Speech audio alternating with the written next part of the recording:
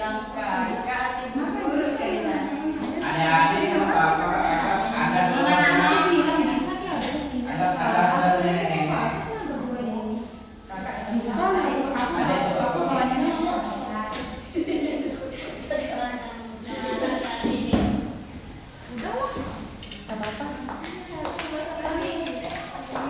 Oke, kakak ulangi. Coba semuanya perhatikan kakak di depan ya. Jangan lagi ada yang main-main karena pelajaran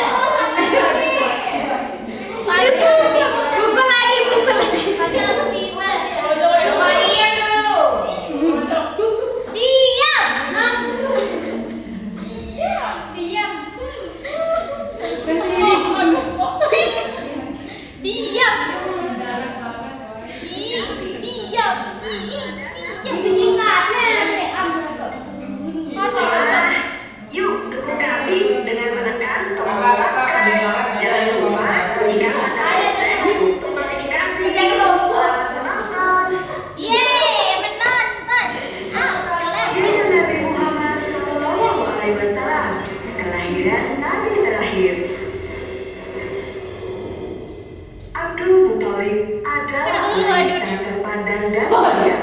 Ia memiliki Muthalib. kewibawaan dan kehormatan yang mengagumkan. Dia merupakan salah satu pemimpin besar kaum Quraisy. Berapa jam? Saat masih muda, dia pernah bersumpah akan mempersembahkan Gak mau, ibu udah salah satu bosan. anak lelakinya jika dia dikaruniai 10 anak lelaki yang bisa membantunya memperkokoh kedudukan. Dan Allah mengabulkan doanya. 40 jam. Janji harus ditepati. Abdul Muthalib melakukan undian dan dari 10 anak lelakinya, Abdullah yang terpilih. Jangan, Abdullah adalah anak yang bersih dan baik. Lebih baik anak-anak kami yang dikorbankan. Abdullah memang terkenal sebagai pemuda berhati mulia. Iya. Allah, Abdullah pun ditebus dengan 100 ekor unta. Dah. Waktu terus berlalu. Pria itu kini telah menikah dengan seorang wanita yang soleh. Dia adalah Aminah binti Wahab. Pernikahan keduanya berlangsung dengan meriah. Beberapa bulan setelah menikah, Abdullah harus pergi ke Syam untuk berdagang. Doakan keselamatanku. Tentu saja, semoga Allah selalu melindungimu. Namun, kebahagiaan keduanya tidak berlangsung lama. Dalam perjalanan pulang, Abdullah sakit hingga akhirnya meninggal dunia. Jenazahnya dimakamkan di Madinah. Mengapa kau cepat sekali meninggalkanku? Hati Aminah terasa hancur. Namun, dia berusaha untuk tetap tegar. Karena pada saat itu dia sedang mengandung. Waktu itu, Mekah merupakan kota yang menjadi pusat semua umat manusia. Banyak orang berdatangan untuk mengunjungi Ka'bah. Meskipun bangsa Arab penyembah berhala, namun mereka tetap memuliakan Ka'bah. Dari generasi ke generasi, 4 pemimpin besar Quraisy mendapat tugas untuk menjaga kemuliaan Ka'bah. Salah satunya adalah Abdul Muthalib. Kebesaran Ka'bah membuat Raja Abraha merasa kesal. Dia adalah raja besar dari Yaman. Padahal aku sudah mendirikan bangunan yang lebih besar dan lebih mewah. Tapi, mengapa semua orang selalu saja pergi ke Ka'bah? Dia merasa terhina karena negaranya yang begitu besar tidak bisa mengalahkan Mekah yang hanya sebuah kota kecil. Setelah mengadakan rapat besar, akhirnya raja mengambil keputusan.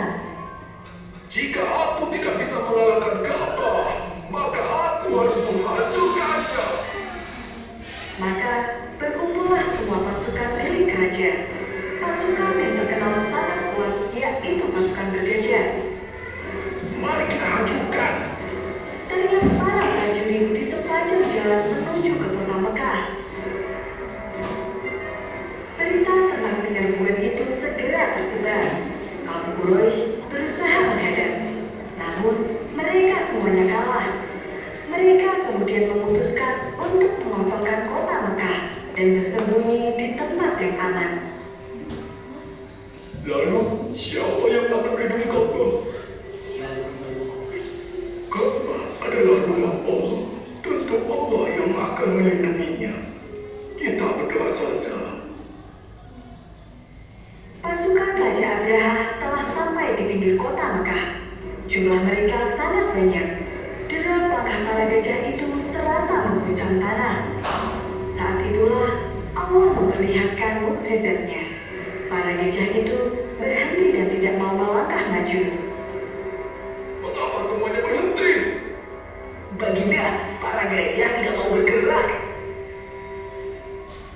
Sesaat kemudian, langit berubah menjadi gelap, tertutup oleh gumpalan hitam yang semakin lama semakin membesar. Apa itu? Api! Api jatuh dari langit! Tiba-tiba saja, teriakan terdengar dari segala penjuru. Gumpalan hitam itu ternyata pasukan burung ababil. Mereka diperintahkan oleh Allah untuk menjatuhkan batu-batu panas yang diambil dari neraka. Pasukan Raja Abraha pun kalah. Peristiwa penyerbuan Ka'bah Ka'bah oleh tentara bergajah milik Raja Abraha ini dikenal sebagai Tahun Gajah. Pada tanggal 12 Rabiul Awal tahun gajah ini, Aminah melahirkan seorang bayi laki-laki yang sangat istimewa, yang merupakan keturunan dari Nabi Ismail alaihi salam. Dialah Nabi Muhammad SAW. Kelahirannya telah dinanti oleh seluruh alam semesta. Abdul Muthalib menggendong cucunya dan membawanya keliling Ka'bah. Siapa nama cucumu, wahai Abdul Muthalib? Namanya Muhammad. Itu nama yang asing dan tidak pernah dipakai. Mengapa kau memilihnya? Aku ingin agar semua makhluk di bumi ini memujinya. Pada saat Nabi lahir, ada banyak peristiwa besar yang terjadi. Di antaranya adalah 1. Jin tidak lagi bisa mengintip berita dari langit. 2. Istana Raja Kisra, penguasa Persia yang kejam, berguncang hebat dan sebagian bangunannya roboh. 3. Api abadi yang selalu disembah kaum Majusi padam seketika. 4. Danau sawah yang disucikan bangsa Persia tiba-tiba mengering. Nabi Muhammad terlahir sebagai anak yatim, tidak memiliki ayah. Meskipun memiliki seorang kakek yang terhormat dan memiliki kedudukan, namun keluarga Nabi Muhammad tergolong miskin. Karena itulah, ketika tiba saatnya mencari ibu susu, tidak ada seorang pun yang mau menerima Nabi. Dia anak yatim dan keluarganya pun tidak kaya. Saat itu, datanglah Halimah Asyadiyah dari Habasyah. Dia berharap bisa menemukan bayi dari keluarga kaya yang bisa memberinya upah besar. Aku tidak akan pulang tanpa membawa anak asuh. Namun, Allah berkehendak lain. Halimah langsung jatuh hati begitu bertemu dengan Muhammad kecil dan berjanji akan menjaganya. Sudah menjadi tradisi bagi keluarga terhormat untuk menitipkan anak mereka kepada ibu susu. Selama 1-2 tahun, mereka akan tinggal di pedesaan untuk belajar bahasa Arab asli dan menghirup udara segar. Engkau adalah berkah bagi kami. Sejak mengasuh Muhammad kecil, keluarga Halimah mendapatkan berkah yang melimpah. Kekeringan parah melanda Habasyah, membuat para ternak kurus kering. Namun, kambing milik Halimah bisa menghasilkan susu dengan baik. Hah? Bagaimana kamu melakukannya? Ini adalah berkah dari Allah. Subhanallah, keluarga Halimah memperoleh segala kemudahan dari Allah Subhanahu wa Ta'ala sebagai imbalan atas kasih sayang mereka kepada Nabi Muhammad. Ketika usia Nabi 4 tahun, terjadi sebuah peristiwa besar yang disaksikan oleh para saudara penggembala kambingnya. Tiba-tiba ada 2 orang laki-laki yang membelah dada Nabi, mengeluarkan hatinya dan mencucinya menggunakan air Zam-Zam. Itu adalah peristiwa pembelahan dada Nabi Muhammad oleh para malaikat utusan Allah. Tidak terasa, waktu telah berlalu. Tiba saatnya bagi Nabi untuk pulang dan tinggal bersama ibunya. Pada suatu hari, sang ibu mengajak Nabi pergi berziarah ke makam ayahnya. Mari kita pergi ke Madinah. Nabi Muhammad yang saat itu masih berusia 6 tahun harus menempuh perjalanan panjang dan berat. Dalam perjalanan itu, turut serta pembantu mereka yaitu Ummu Aiman. Selesai berziarah, Nabi berkeliling untuk mengunjungi paman-pamannya. Kemudian, mereka pun kembali pulang ke Mekah. Dalam perjalanan pulang, kondisi sang ibu terlihat lemah, hingga akhirnya dia pun wafat. Ummu Aiman memeluk Nabi sambil menangis. Ya Tuhanku, berikanlah ketebaran kepada kami. Nabi Muhammad pun menjadi anak yatim piatu di usianya yang masih kecil. Kabar tentang wafatnya Aminah membuat keluarga besar bersedih.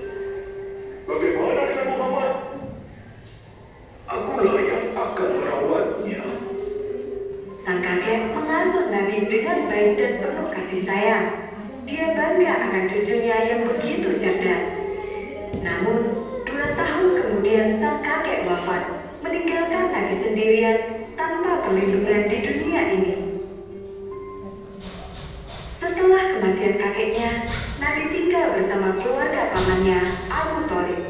Mereka bukanlah orang kaya, namun mereka ikhlas merawat Nabi tanpa pamrih.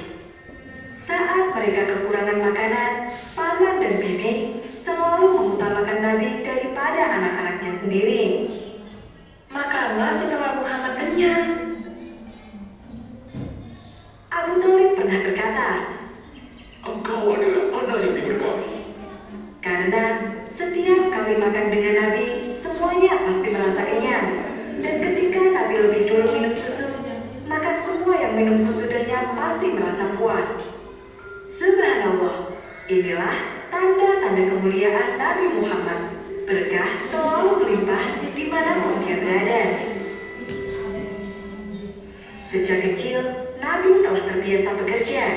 Dia menggembalakan kambing, domba, dan ternak lainnya milik para tetangga. Nabi terkenal di antara para pemilik ternak karena dia adalah anak yang jujur dan dapat dipercaya. Aku tidak pernah khawatir jika menitipkan ternakku kepada Muhammad. Iya, kau benar. Dan ketika usia 13 tahun, Nabi mulai ikut pamannya berdagang. Perjalanan ke Syam sangat jauh dan berat. Apakah anak sekecil dia bisa bertahan di perjalanan? Dan Allah lah yang menjawab pertanyaan itu. Kemanapun Nabi berjalan, selalu ada awan yang memayunginya. Gurun pasir yang begitu panas menjadi teduh bagi Nabi Muhammad. Di tengah perjalanan, seorang pendeta Yahudi melihat mukjizat tersebut dan bertanya, Siapakah namanya? Dia Muhammad. Lindungilah dia dari kaum Yahudi. Kelak dia akan memiliki kedudukan yang tinggi. dia merasa yakin bahwa pemuda yang dilihatnya itu merupakan nabi terakhir seperti yang tertera di kitab Taurat. Tahun terus berlalu, Nabi Muhammad tumbuh menjadi pemuda yang tampan dan gagah. Sifat jujur dan amanahnya semakin kuat, hingga dia pun mendapat julukan Al-Amin, yang artinya dapat dipercaya.